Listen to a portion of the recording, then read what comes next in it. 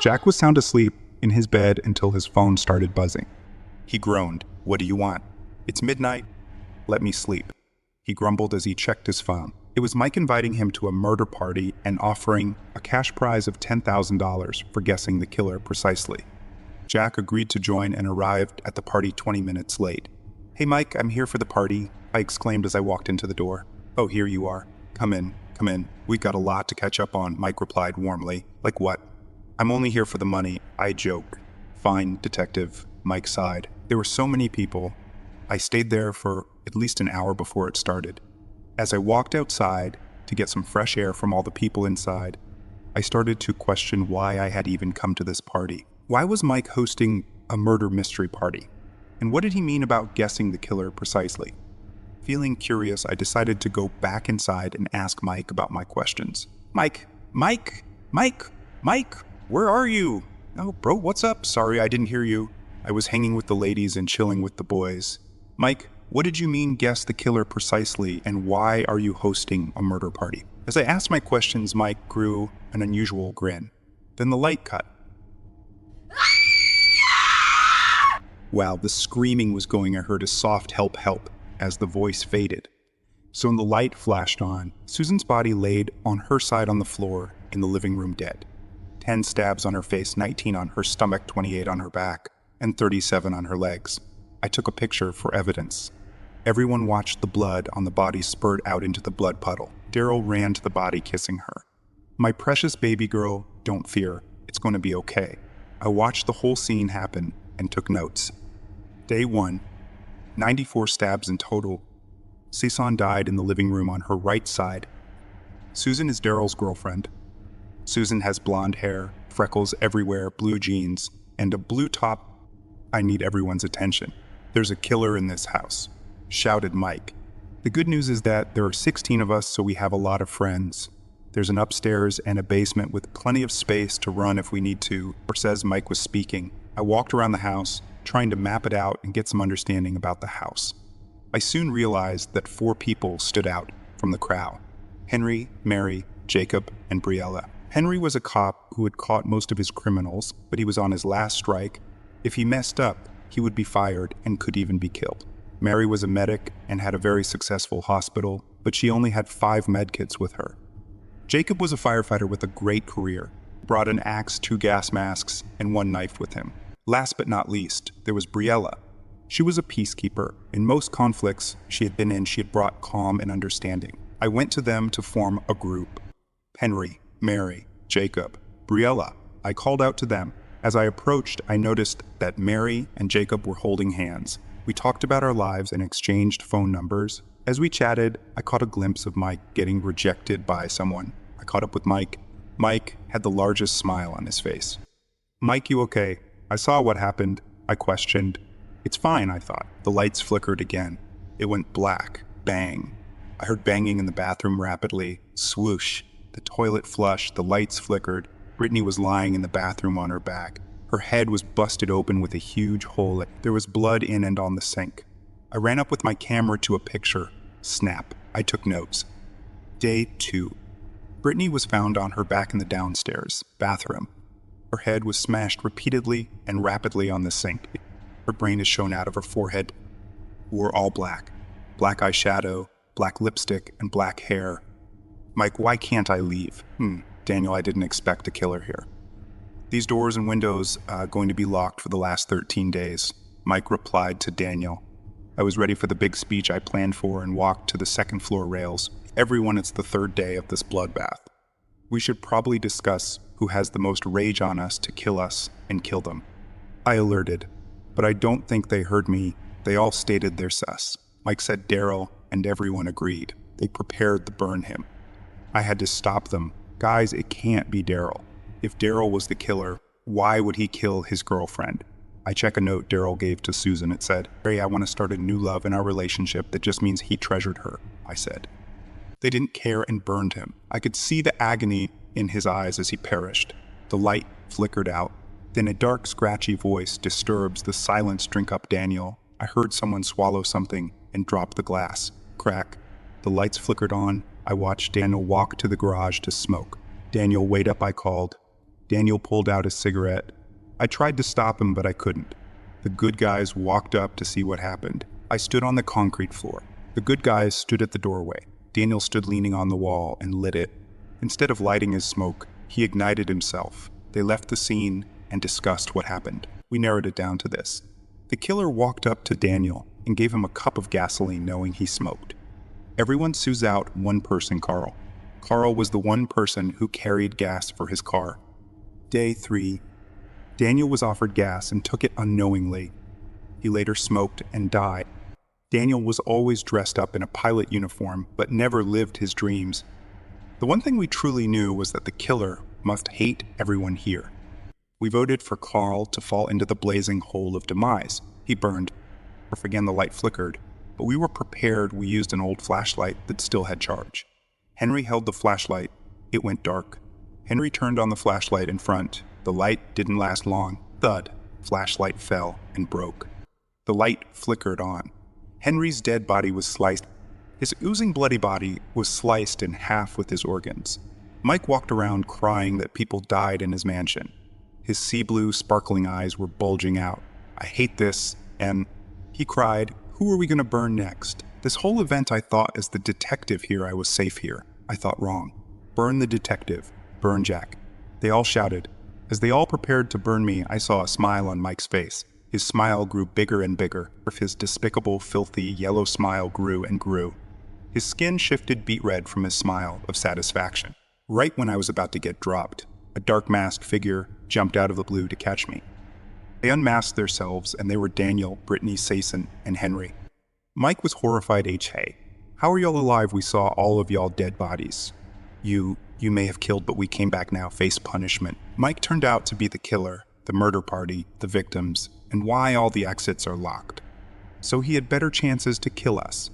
Everyone was thrilled that the killer was now dead. For the last hours, no murders happened, and the light had stopped, but I wasn't happy. I was baffled. How did they see who killed them in the dark, and how are they alive? Now that Mike's body was burned, who is going to unlock this house? He's the only person who had a face ID. On a bright, sunny Monday morning, we all ate breakfast and got ready for our trips home. Susan tried to unlock the door, but it didn't work. Right before I knew, I woke up. On a Saturday evening, that was one kind of dream. But I knew we were still in the house. Mike and the dead bodies still laid there. I woke up to see a secret door open. I walked in to see who the killer was. It was me. I realized I was dead this whole time since the murders happened. I was the first target. I killed myself.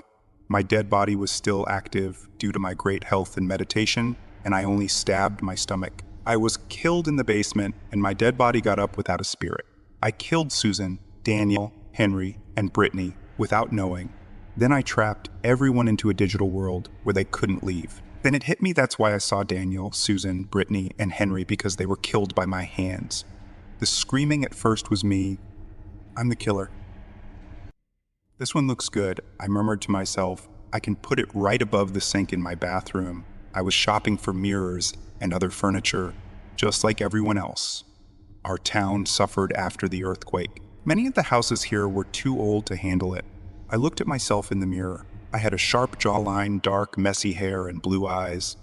I was wearing some fitted jeans with a nice sweatshirt on top. The closest place I could get furniture was the antique shop just down the street. Some people say it's cursed, but I know all that is nonsense, just hoaxes to advertise. The mirror I chose wasn't the best fit for my house, but I could make it work. It was about 3 feet wide and 4 feet tall. It was outlined with beautiful gold and had a lovely pattern at the top. I carefully brought the mirror to the counter and placed it down. As I was bringing the mirror over, I noticed the shop had a weird, creepy vibe. As I put down the mirror on the counter, the cashier, a nice elderly woman, looked up from her book and smiled at me.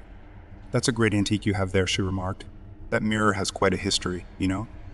I smiled, dismissing what she said. "I'm sure it does, but it's going to be perfect for my bathroom wall." Her face suddenly turned serious, and she warned, "Just be careful, dear. Sometimes things aren't as they seem." A little uneasy now, I quickly thanked her and took the mirror, now tightly packed, so I could bring it home.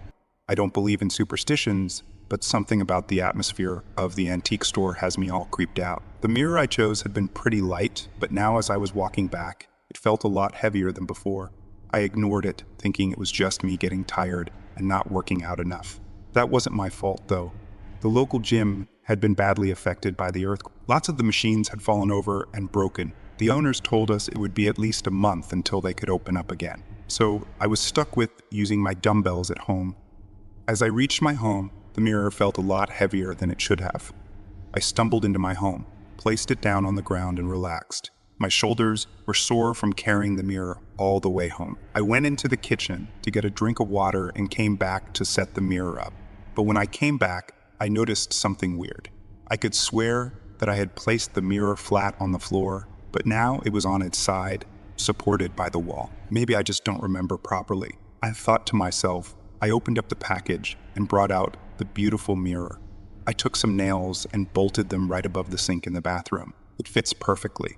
Its golden patterns match perfectly with the design of the bathroom. I didn't sleep well that night. Every time I would fall asleep, I would be awakened by a brutal nightmare. I can't remember any of the nightmares, but I remember waking up 5 times in a sweat and being scared to death. The only thing I could think of in the morning was the mirror. That mirror had been giving me an eerie feeling since I bought it, and that woman at the shop had also said something about the mirror. I went straight to the bathroom and right to the mirror. It looked normal, but I still wasn't reassured. I started inspecting it, feeling the patterns, checking the back, and then, boom, I felt something grab me, and then I went blank. I woke up groaning, confused about where I was. I drowsily got up and looked around. I was in my bathroom. Maybe I just fell, I thought. I left the bathroom and went to my kitchen to eat breakfast. I checked my pantry, but strangely, there was nothing. I was sure I had done my groceries recently. There was no way I had no food. Confused but hungry, I left my house to go and get some groceries. My stomach groaned as I walked through the streets. Weirdly enough, the streets were empty. No one was outside of their houses, it seemed. I didn't mind, though. All I cared about was getting some food in my belly. As soon as I reached the grocery store, I knew something was up. The grocery store was empty. Not a single person, not a single worker. I was about to vomit, and I knew why this was happening. The mirror, the stupid mirror. I should have listened to the lady at the store. I shouldn't have bought that mirror. Trying to focus, I broke the glass door in the grocery store and took a shopping cart. If there are no people in this place, then there are no laws. I took the cart and started taking everything I needed. After that, I went back to my house. On the way back, I thought about what was happening and figured it out. The mirror I had brought was a portal to a mirror dimension where nobody exists, and I had been pulled into it when I was inspecting the mirror. I needed to escape, but first I needed to eat. So I fixed myself a quick breakfast and got ready to figure out how to escape. It took me all of my power to not take a hammer and completely smash the mirror. I hated that mirror more than I hated anything. But I knew if I was going to go back to my dimension, I would probably need that stupid mirror. I started brainstorming on how to get back. I knew that I had been pulled into the mirror, so the first thing that came to mind was jumping through. It was not the best idea, but I was desperate. Sighing at my situation, I put on a helmet and jumped right into the mirror. It turns out it was a really bad idea. I woke up probably hours later. My head felt like it was hit by a brick. I got up, and to my surprise, I saw people in the mirror. It was the police. They were looking for me. I got excited and started shouting, "Here, I'm over here," but they couldn't hear me. No matter how loud I shouted or how much I waved, they couldn't find me. I tried reaching through the mirror, and eventually I started punching it, crying and falling to the ground. I realized that I was stuck there forever. My spouse is employed at a residential care center, and over the past month or so, they have encountered difficulties with the apparition of a woman who passed away on the premises approximately 5 years ago. This lady was known for her perpetual unhappiness and her disdain for anyone employed at the facility. The only solace she seemed to find was in her medication. Following her demise, there were no indications of a ghostly presence until the center underwent expansion. Every night, the employees face a recurring problem in the workplace. Almost all of them have encountered a peculiar presence in the medication room. According to their descriptions, this entity is incredibly small, standing at around 5 feet tall. Despite its size, it possesses a solid and sturdy appearance, devoid of any distinguishable hands or facial features. The most baffling aspect is that it has been witnessed walking through a door made of solid oak, defying the laws of physics. On certain nights, the entity seems to traverse between the new section of the building and the original structure. This repetitive behavior has caused concern among the staff. However, recent events have taken a sinister turn as this entity has become increasingly violent. Initially, the encounters were relatively mild, consisting of pinching and pushing. Yet, these occurrences have escalated to a more serious level. A particularly disturbing incident took place on Wednesday, January 17, 1996. One of the female night workers found herself targeted by this malevolent force. Without warning, a massive fire extinguisher was hurled at her, endangering her safety. To make matters worse, she was then trapped inside an elevator that repeatedly ascended and descended between floors for several agonizing minutes. It is clear that the supernatural presence within the workplace poses a significant threat to the employees' well-being. The fear and unease experienced by the staff are entirely justified considering the escalating violence displayed by this entity. The management must take immediate action to ensure the safety and security of their workers in such a hostile environment. One Thursday, a female employee reported an unusual occurrence at the facility. She witnessed a large commercial refrigerator rocking back and forth as if someone was attempting to overturn it. The owner of the facility has also observed this phenomenon and intends to seek the assistance of a psychic to communicate with whatever may be causing this disturbance. The purpose of this interaction will be to encourage the entity to let go and move on. During my childhood, I have vivid memories of spending long weekends at my grandparents' house. There was one particular incident that stands out in my mind. I was lying on the hide-a-bed in the living room, on the verge of falling asleep, when something caught my attention from the corner of my eye. It appeared to be a man. As I looked again, I confirmed that it was indeed a man. He turned and walked towards the hallway, then suddenly vanished. Being in a drowsy state, I dismissed it as a result of my sleepiness. A few years later, my mother and I were engaged in a conversation about our paranormal encounters. I took this opportunity to share with her the incident of seeing the man at Grandma's house. To my surprise, she smiled and casually remarked, "That's the Indian in Grandma's house." It was then that I realized that I wasn't the only one who had seen him. Curiosity got the better of me, and I yearned to catch another glimpse of this mysterious figure. Eventually, my wish was granted.